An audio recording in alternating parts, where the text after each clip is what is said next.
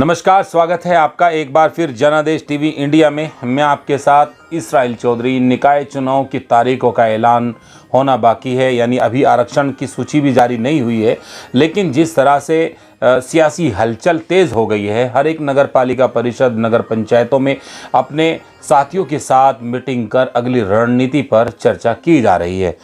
अगर गंगो नगर पालिका परिषद की बात करें तो गंगो नगर पालिका परिषद में भी कई चेहरे अपनी दावेदारी पेश कर रहे हैं। यह नगर पालिका परिषद चर्चाओं का विषय है, क्योंकि यहाँ से एक ऐसे घराने की आमद होती है जो अपना अलग ज़िले के अंदर अपना अलग नाम रखते हैं। चलिए बात करते हैं जिस आवास पर हम इस वक्त मौजूद हैं। ये वो शख्स हैं जो समाजवादी के गठन से पहले माननीय जो नेताजी मुलायम सिंह का जब कभी अपना एक सिक्का चलता था, उस दौर से, यानी उनके समाजवादी पार्टी के गठन से पहले भी मुलायम सिंह यादव के साथ एक लंबा अरसा इन्होंने गुजारा। समाजवादी का गठन हुआ, उसके बाद समाजवादी पार्टी में लगातार बने रहे हैं। और गंगो नगर की अगर बात करें तो यहाँ इस गंगो नगर के अंदर ये वो शख्स है जो हमेशा से समाजवादी के झंडे को उठाए रखा है। चाहे छोटा प्रोग्राम हुआ या बड़ा हुआ, राष्ट्रीय स्तर का हुआ या जिस तरह का भी समाजवादी पार्टी की तरफ से कोई मैसेज मिला, तो कोई हुआ या नहीं हुआ, लेकिन समाजवादी पार्टी के हर एक प्रोग्राम में ये चेहरा हमेशा नजर आया। अब बात करते हैं निकाय चुनाव की। निकाय चुनाव नज़दीक है तो ये भी अपनी मजबूत दावेदारी पेश कर रहे हैं। समाजवादी पार्टी से उम्मीद और आस लगाए बैठे हैं कि पार्टी के सिंबल पर अगर चुनाव होगा तो हमें यहाँ से टिकट मिलेगा। अब बात करते हैं यहाँ के मौजूदा मुद्दों की। किस तरह के निकाय चुनावों में यहाँ के मुद्दे हावी रहेंगे और किस तरह से इनकी अपनी खुद की एक रणनीति है। अब चुनाव सरगर्मियाँ तेज़ हो गई, हमने सोचा आज उनसे एक वार्ता कर ली जाए। इरफान अलीम कुरैशी इनका नाम है। पार्टी के अंदर कई अन्य पदों पर रह चुके हैं। जो जिम्मेदारी मिली उसको बखूबी निभाया, चाहे लॉकडाउन के टाइम की बात हो या अन्य 2022 के विधानसभा चुनाव की बात हो। हर स्तर पर इन्होंने अपनी पार्टी को मजबूत करने का काम किया। पार्टी को कितना वोट मिला वो भी आपके सामने है। अब आने वाले वक्त में निकाय चुनाव में ये किस तरह से उस वोट को अपने पक्ष में तब्दील कर पाएंगे या नहीं, जब यहाँ से टिकट फाइनल होगा स्थिति साफ हो जाएगी कि यहाँ निकाय चुनाव में कौन उम्मीदवार होगा। राष्ट्रीय लोकदल के खाते में जाएगी या फिर गठबंधन की तरफ से किसी एक को यहाँ से उम्मीदवार उतारा जाएगा। ये पार्टी की रणनीति पर पार्टी खुद सोचेंगे अपनी कैसी रणनीति रहेगी। इरफान अलीम साहब, सबसे पहले हमारे चैनल में आपका स्वागत है। बहुत बहुत शुक्रिया इसराइल चौधरी साहब। अब चुनाव की तारीख नज़दीक, आरक्षण की सूची जारी होने वाली है, चंद दिनों में हो जाएगी। और किस तरह से गहमा गहमी है, किस तरह की तैयारी है, पहले तो एक पुराने दौर में जाते। कई बार हमने आपसे चर्चा की, आप किस तरह से समाजवादी में जुड़े, नेताजी से कब से आपका ताल्लुक़ रहा और समाजवादी पार्टी को किस तरह से मजबूत करने का काम किया, थोड़ा सा पीछे चलते हैं। मैं 89 से चौधरी रामचंद्र दास जी के नेतृत्व में मैंने राजनीति में कदम रखा। वो राजनीतिक गुरु हैं, सरपरस्त रहे हैं। और उसके बाद 93 में मैंने मदन राणा जी का चुनाव में विधानसभा से कैंडिडेट थे, समाजवादी और बसपा का अलायंस था, उसमें उनका मैंने चुनाव लड़ाने का काम किया। और तब से लगातार मैं राजनीति में सक्रिय हूँ और समाजवादी पार्टी के लिए 24 घंटे बिल्कुल हर तरीके से तैयार रहता हूँ समाजवादी पार्टी के। जब कोई नहीं था, जब कोई पार्टी को नहीं उठाने वाला था झंडा, उस वक्त भी आप लगातार एक्टिव रहे, चाहे 10 आदमी, चाहे 50 आदमी, चाहे 100 आदमी, जितना भी हो सका आप लगातार लगे रहे। इसराइल भाई, मैं बता दूं आपको, मैं बिल्कुल समाजवादी पार्टी को समर्पित कार्य करता हूं। और जब पार्टी का जो निर्देश हुआ है, जो आंदोलन हुआ है, जो कार्यक्रम रहे हैं, उसमें मैंने बढ़ चढ़ कर हिस्सा लिया है। चाहे मैं उसमें तनाक भी रह गया हूं, लेकिन अल्लाह का शुक्र ये रहा है, मेरे साथ मेरे जितने लोग साथी बैठे हैं सब लोग बड़ी उसके साथ जुड़े हुए हैं। आप अब अचानक आ गए, ये लोग साथी यहीं आपको मिल गए, ये सब लोग बैठे हैं। इसी तरह साथी मुस्तकिल मेरे साथ रहते हैं और इनका सहयोग भी मुझे आपके एक बार आपकी एक बहुत चर्चाओं में आया था। एक बार आपका एक जब अखिलेश यादव मंडी में आए तो समाजवादी पार्टी का एक प्रोग्राम था, तो अखिलेश यादव ने, सुनने में आता कि अखिलेश यादव ने आपको इशारा किया था और आपको बोला, तो वो क्या हुआ था, थोड़ा उस पर चर्चा करें। चौधरी साहब, असल में MP साहिबा तबस्सुम मसूम जी का चुनाव था और उसमें ये जो अनाज मंडी है वहाँ सभा थी माननीय राष्ट्रीय अध्यक्ष जी की, और हेलीपैड लगा था विश्वामित्र स्कूल के ग्राउंड में।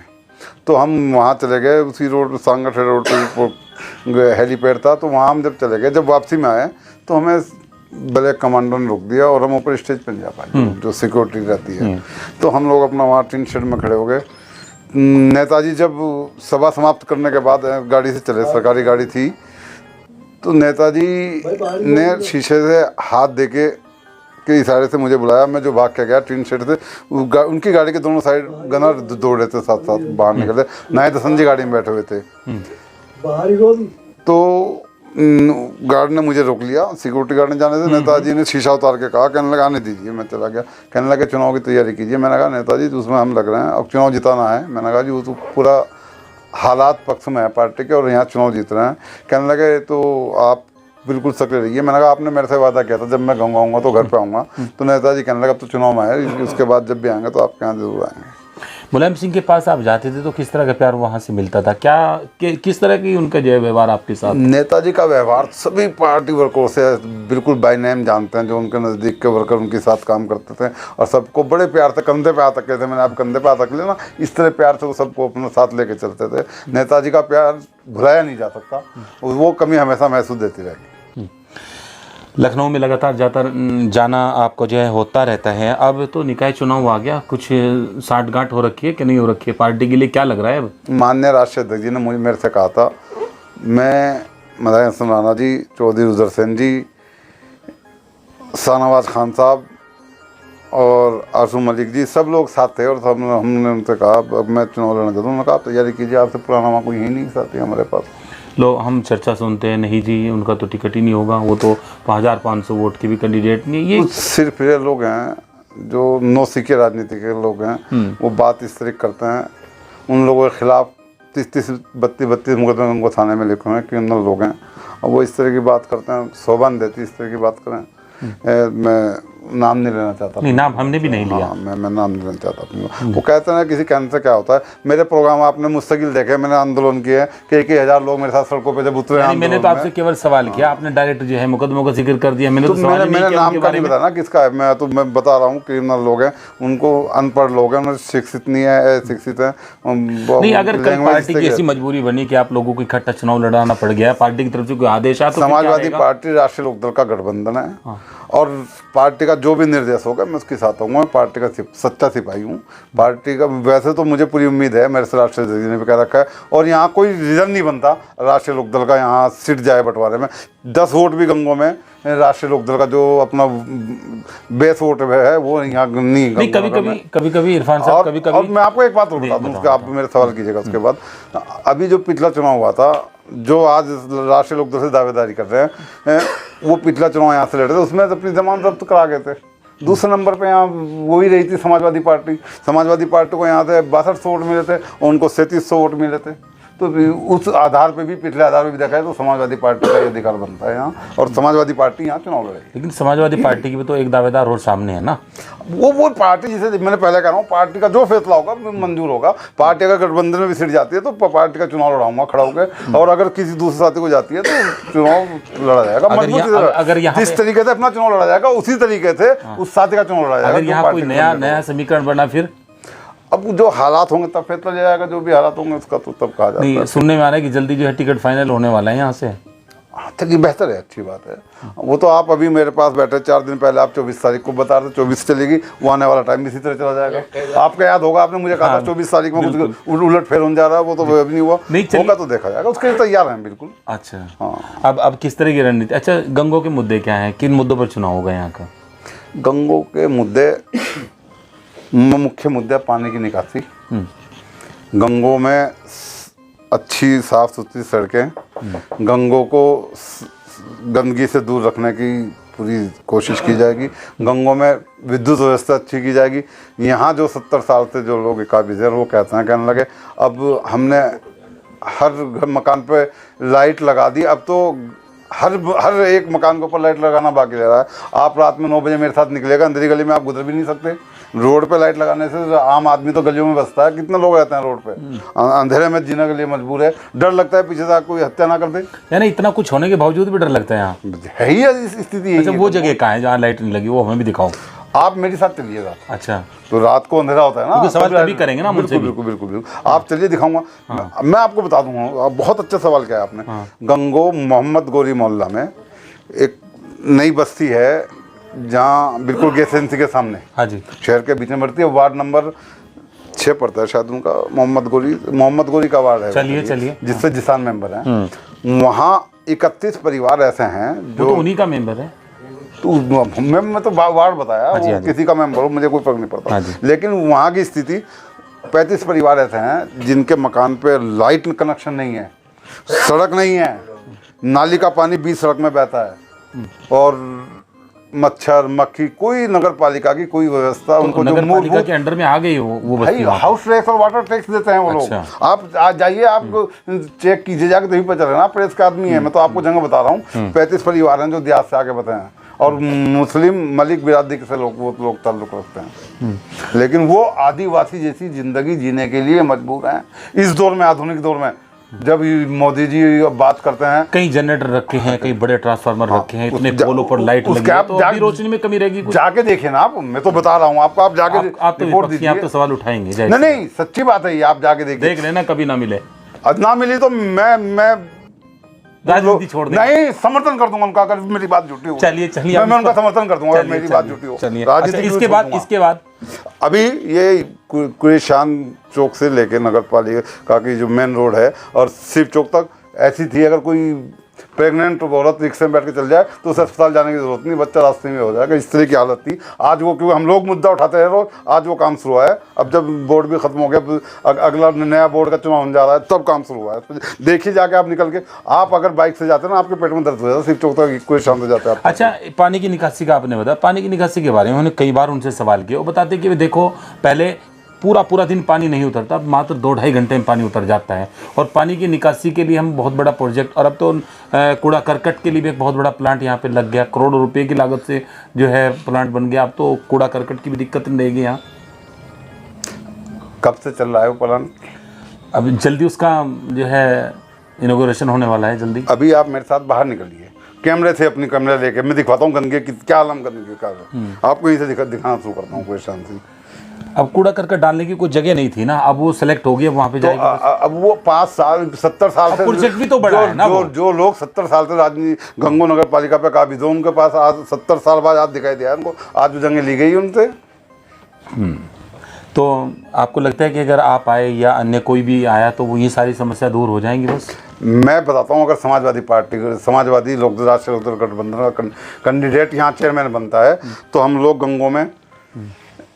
गंगों की मुख्य सड़कों को और जो गली हैं अंदर सबको सड़क बनाने का काम करेंगे, लाइट देने का काम करेंगे, प्रकाश व्यवस्था अच्छी करेंगे, सफाई व्यवस्था अच्छी दुरुस्त करने का काम करेंगे, और यहाँ हम गंगों को स्टेडियम देना काम करेंगे। आज तक जो स्टेडियम नहीं है, हमारे युवा परेशान है। हम गंगों को, मेरी सुनिए आप पूरी बात सुन लीजिए, हम गंगों को महिलाओं के लिए सिलाई बुनाई केंद्र देना काम करेंगे। हम गंगों को शादी घर जो नगर पालिका की तरफ से चलते हैं वो बनाने का काम करेंगे, कम से बारात घर 3-4 बनाए जाएं, जिससे आम आदमी। कहाँ बनेंगे, जगह कहाँ है?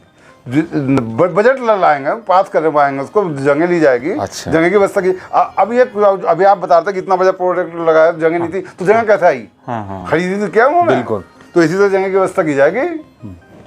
अच्छा, नगर पालिका के संसाधनों से ही वो सब व्यवस्था। इरफान साहब, लोग काम करते नहीं, जीतने के बाद कोई काम करता ही नहीं, फिर जो है सारे वादे भूल जाते हैं। आप भी भूल जाओगे और क्या? जनता फिर लात मारती है। पहले लोगों ने वादे किए जहाँ, फिर कोई काम करता ही नहीं। मैं आपकी बात से सहमत हूँ, अगर नहीं काम कर तो अगली बार जनता फिर उतार के फेंक दे, अगर हमें उनको मौका फिर कोई नया शिगुफा छोड़ दे, फिर पब्लिक को अपने चक्कर में। नहीं, ऐसा नहीं है। जो लोग, मेरा दर्द है बहुत ज़्यादा, मैं बताऊँ, मैंने गंगों में यहाँ ईदगाह कब्जाने का काम किया, तो 2017 में मैंने आंदोलन किया, मुकदमे भी लगे हमारे ऊपर, और उन लोगों के खिलाफ भी कार्रवाई हुई।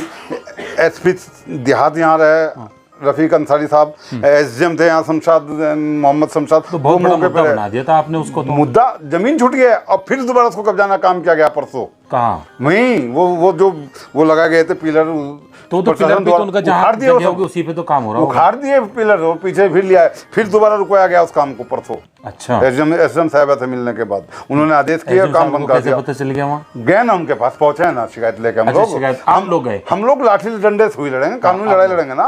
हम लोग एसडीएम साहब के पास वहाँ पुलिस भेज के रुकवा दिया, और अब एसडीएम साहब अपने मुद्दे में आपने वो भी शामिल कर लिया? नहीं, वो है ना मुद्दा।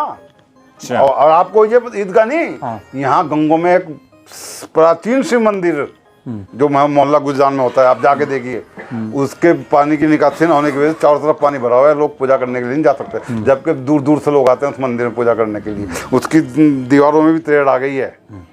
जो अपने आप को हिंदू मुस्लिम एकता के प्रति जाके देखिए मौके पे, आप तो आपकी जिम्मेदारी बनती है, आप उसको उठाएं। वहाँ एक दूसरे ने वहाँ पे जो है जो प्रत्याशी दूसरे हैं उन्होंने रास्ता तैयार करा दिया। अब तो नहीं, किसी ने नहीं कराया। पानी वानी जो भरता था दो ट्राली डालने से रास्ते तैयार नहीं होते, 2 ट्राली रोड डालने से। वो लोग तो बता रहे हैं वो कब्रिस्तान की तरफ था, उसकी तरफ नहीं। अब नगर पालिका उसको बनाने का काम करे, जब हम लोग विरोध करते हैं। अब काम चल रहा है इसके ऊपर। ऐसा नहीं किसी की 2 रोड ट्राली डालने से वो बन जाएगा।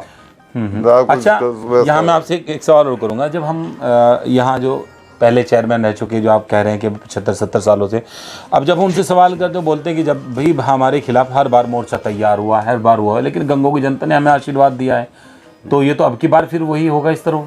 नहीं, अभी 6 महीने पहले गंगों की जनता ने नकार दिया हमको। समाजवादी पार्टी को 11,600 वोट मिलने का काम हुआ है गंगो नगर में ही। और उनको जो वो बसपा में चले गए थे, 3,000 दलित वोट भी हैं यहाँ, तब वो 52 वोटों पे सीमित गए। ऐसा नहीं, गंगों की जनता नकार चुकी है। वापसी होगा आपके वो वोट है ना, पार्टी का वोट है, वो पार्टी के साथ है, कहीं अभी चलेगा। हालात नहीं उतर पाया, पूरा खड़ा उतरेगा। देखिए आप, पूरा खड़ा उतरेगा। अच्छा, तो अपना माहौल किस तरह तैयार कर रहे हैं आप? मैं अपने लोगों के बीच में हूँ, मुझसे उनके सुख दुख में खड़ा हूँ, उनके साथ कोई समस्या उसके लिए लड़ता हूँ, खड़ा होता हूँ। मैं तो अपने साथियों के बीच में हूँ, मुझे वर्क करना है, मैं वर्क करता हूँ। इतना बड़ा तिलिस्म कैसे टूट जाएगा? एक छत्र राज भाई अभी 6 महीने पहले तोड़ा है यार, आप कैसे भूल रहे हैं उसको? आप तो पत्रकार हैं, बड़े सीनियर पत्रकार हैं। निकाय चुनाव की बात कर रहा हूँ, विधानसभा को छोड़ दो आप। विधानसभा निकाय चुनाव की बात, वही तो लोग वोट देते हैं विधानसभा में, जो लोग निकाय चुनाव में वोट देते हैं। लेकिन आखिर में फिर जो है हमने लोगों से सुना, फिर आखिर में बोलते कि ये सब कुछ छोड़ दो, बस फिर यही ठीक। ये तो ऐसा भी तो बोलते हैं लोग। नहीं, वो असल में बता दूं वो क्या कारण है? हाँ, वो कारण आप सुनिए। गंगो नगर में 1 साल में 2 बार वो आता है, अतिक्रमण के नाम पर लोगों के ऊपर जुल्म होता है। हाँ। और ख़ास तौर से जो मेरा समाज है, मेरी कौम के लोग हैं, उनके ऊपर जुल्म किया जाता है। सहारनपुर स्टेशन से चलते हैं और मेट्रो स्टैंड होते हुए शिव चौक पे आते हैं। शिव चौक पे आगे एक पार्टी, सत्ताधारी पार्टी के जिला नगर अध्यक्ष का खोखा रखा है चौक के ऊपर, उसको हटाने का काम नहीं करते, क्योंकि ये भी विपक्ष का काम, अपना काम पूरा कर रहे हैं। नहीं, ये झूठी है क्या बात? आप ये बताइए, बात झूठी है। अच्छा, कहाँ बता रहे हैं आप, कहाँ बता रहे हैं? शिव चौक पे जो नगर अध्यक्ष हैं सत्ता दल के, आज उनका खोखा रखा है शिव चौक के ऊपर, उसको छोड़ जाता है, फिर जाते हैं नौता स्टैंड पे। तो उसमें एक खोखे में का क्या दोष है? नगर पालिका ही तो अतिक्रमण हटाना काम करी, नगर में तो हट रहा है भाई। अच्छा, वही काम कर, वो सिर्फ मुसलमानों का, वो बीजेपी के लोगों का, वो मुसलमानों को उत्पीड़न करने का काम करते हैं ना। इसी तरह के पेट बाजार में अंदर चल जाएंगे। लगभग 40 दुकानें हैं जो नाले के ऊपर रखी हुई हैं, क्योंकि उस पर बनी है और पंजाबी लोग बैठे हुए हैं, उसको गिराने का काम नहीं करते। सिर्फ मुसलमानों का खोखा तोड़ा जाता है। एक आदमी एक खोखा एक बार 1 लाख रुपए में बनता है, और पूरे साल ये आदमी उस खोखे से 1 लाख रुपए नहीं कमा पाता, और साल में 2 बार उसका खोखा तोड़ा जाता है अतिक्रमण के नाम पर। अगर हम आए तो हम अपनी जान तो दे सकते हैं, उनके खोखे गिरना नहीं देंगे बिल्कुल किसी भी कीमत पे। होगा तो सबके लिए होगा, अतिक्रमण सबका हटेगा। ऐसा नहीं होगा नगर अध्यक्ष का खोखा रह जाए, मार्केट में नाले के ऊपर दुकानें वो रह जाएं, तो ऐसा नहीं होगा। सबके साथ अतिक्रमण होगा तो सबके साथ होगा। ये नहीं हो सकता कि इसराइली तो हट जाए और ये संजय तो ये रहे, ऐसा नहीं हो सकता। तो समाजवादी का आप जोड़कर चलें कि जो वोट हमें समाजवादी का विधानसभा मिला तो सारा टोटल अब की बार भी हमें मिलना चाहिए। बढ़ेगा भाई, अच्छा, बढ़ना काम होगा। अच्छा, देखें, मैं आपको बता दूं, इरफान अलीम कुरैशी बहुत मजे हुए सियासी जो है खिलाड़ी हैं। पुराने दौर से जो है समाजवादी पार्टी में अपना जो है वक्त देते आ रहे हैं। अब आने वाला समय इस निकाय चुनाव में जो है यहाँ नगर पालिका परिषद में जो है कौन उम्मीदवार गठबंधन की तरफ से आएगा, ये बड़ी बात है। और आरक्षण जारी होगा, उसके बाद सूची जारी होने के बाद यहाँ नाम फाइनल होंगे। तो अब देखते हैं इन मुद्दों पर जो है किस तरह से जनता जो है किसको अपना प्रतिनिधि चुनेगी, यह देखने वाली बात होगी, बड़ी बात होगी। आखिर में आप और कुछ कहना चाह रहे हैं? मैं बात करना चाहता हूँ, जो लोग यहाँ कहते हैं कि यहाँ अगर ये दूसरे लोगों को वोट देना काम किया तो बीजेपी आ जाएगी, बीजेपी का डर दिखाते हैं, वो खुद बीजेपी की बी टीम है। जब नौमान और इमरान जहाँ से चुनाव लड़ते हैं वहाँ बीजेपी जीतना काम हुआ है। आप रिकॉर्ड उठा के देख लें। चाहे गंगो ब्लॉक प्रमुख का काम हो, उसमें अपने बीजेपी को देना काम करते हैं। चाहे सोसाइटी चुनाव हो, उसमें बीजेपी को सपोर्ट करने का काम करते हैं। और यही काम वो नगर पालिका में करेंगे। जब हारेंगे तो यही डर दिखा के लोगों को वो डर दिखाते हैं और खुद बीजेपी के लिए काम करते हैं। अच्छा, हाँ। नहीं, ऐसा तो नहीं होता ना, हर आदमी अपनी पार्टी के लिए काम करता है। कौन किसी के लिए क्यों काम करेगा? नहीं, मुस्लिम को आप किसके लिए काम कर रहे हैं? मैं समाजवादी पार्टी के हाँ, लिए। तो वो भी अपनी पार्टी के लिए कर रहे नहीं होंगे ना। नहीं, आप सुनिए, असल में आप भी डरते हैं ना, वो आपको फिर झिड़कते हैं, आपकी बेइज्जती नहीं, करते हैं, हमें तो आपको अब आप खूब अपमानित हुए, खूब वीडियो चली है आपकी। अच्छा, क्या काम हमारे बारे में एक बताओ। पप्पू के कहता है आपको, आप बिरयानी गैंग के लोग हैं, आप टुकड़ा तोड़ हैं, पता नहीं क्या क्या। आपको कैसे पता कि वो हमें क्यों? कहते हैं? मैं नगर में रहता नहीं क्या? मैं राजनीति नहीं करता क्या? अच्छा, मैं नहीं, रोज आप तो जो भी हमें सम्मान के साथ बुलाएगा हम तो वहाँ जाएंगे। जाना चाहिए, आपने हमें सम्मान के साथ जाना बुलाया। चाहिए। मीडिया समाज का चौथा स्तंभ है। अभी मीडिया के ऊपर ही हिंदुस्तान का लोकतंत्र जिंदा है, और अगर उनको भी निशाना बना जाएगा तो फिर तो रहना मुश्किल हो जाएगा। चलिए, हमारे बारे में कौन क्या कहता है उसका जवाब तो आप लोग ही दे रहे हैं ना, हमें तो इस चीज के बारे में सोचा भी आप लोग डरते हैं ना? नहीं, आप ऐसा भी डरते हैं, नहीं है। आप तो खुल के सवाल भी नहीं करना चाहते। नहीं नहीं, ऐसा नहीं। मैंने आपको बस्ती बताई, वहाँ मैंने बताया, आप जाके देखिए। आप उस पर नहीं कहता कि भाई कहाँ लाइट नहीं, ऐसे ऐसा कहाँ थे। आप जाके देखिए या नहीं, और फिर मेरे बारे में कहिएगा, आपको पूरा के मेरे भाई बारे में कहिएगा झूठ बोलते हैं। अच्छा। अगर मैं झूठ हूँ और अगर मेरी बात सही है तो इस आवाज़ को दूर जरूर उठाइए। चलिए, जरूर जरूर जरूर। चलिए, आखिर में क्या संदेश देना चाहेंगे नगर पालिका परिषद गंगों की जनता? मैं गंगों की जनता से, गंगों की गैयों राम से वादा करता हूँ, अगर हमें चेयरमैन बनने का मौका दिया, समाजवादी पार्टी और राष्ट्रीय लोकदल के गठबंधन के कैंडिडेट को चेयरमैन बनने का होते, उनकी जो उम्मीदें हैं इस नगर पालिका से, हम नए लोगों से, तो उसका पूरा करने का काम किया जाएगा। धन्यवाद। चलिए, इरफान अलीम कुरैशी पुराने समाजवादी हैं, बड़ी बेबाकी से अपनी बात रखी। आने वाला समय फिर मैं एक बार कहता हूं किसका होगा, ये समय बताएगा। यहाँ की जनता किसको अपना प्रतिनिधि चुनेगी। और बन रही है पूरी रिपोर्ट के साथ जनादेश टीवी इंडिया के लिए मैं इसराइल चौधरी। नमस्कार।